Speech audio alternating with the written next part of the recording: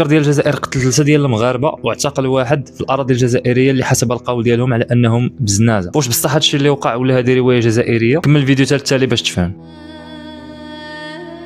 اليوم اللي هو الخميس 29 يناير خرجت وزاره الدفاع الجزائريه بواحد البلاغ قالت فيه بانها قدرت انها تقتل 3 ديال المغاربه وتعتقل واحد منهم في الحدود ديال بشار، وقالت على انهم مهربين ديال الكيف المصنع وكذلك كانوا مسلحين. فالجزائر هذه سنوات طويله وهي كتحاول انها تروج الروايه ديال ان المغرب باغي يغرق الجزائر بالمخدرات، وفي كل مره كتخرج عمليات بحال هذه كيستعملها النظام العسكري الجزائري باش يبرر بزاف ديال الحوايج، وانهم يشحنوا الراي العام ضد المغرب وكذلك يلهيو الشعب ديالهم وينسيوهم في المشاكل الداخليه ويلهيوهم بمشاكل الخارجيه. فاولا منين جاو هاد الناس اللي قالوا عليهم مهربين؟ واش بصح كانت واحد المواجهه مسلحه وكان ضروري انهم يقتلوهم فعوض ما انهم غير يعتقلوهم؟ واهم حاجه هي علاش تم الاعلان على هذا الحدث بطريقه الاستعراضيه، زعما انهم داروا واحد الانجاز كبير. فمن الواضح انه هذا البلاغ ماشي امني 100% وانما سياسي اكثر، لان النظام الجزائري دائما كيحتاج لشي قصه باش يبرر ولا يبين انه كيحمي حق الوطن ديالهم من المؤامره. فما كيبقى لنا غير اننا نترحموا على هاد 3 ديال المغاربه اللي ماتوا. واش في نظركم هذه الروايه اللي قالت الجزائر هي اللي كاينه او لا كاينه شي حاجه واحده اخرى مخبأه؟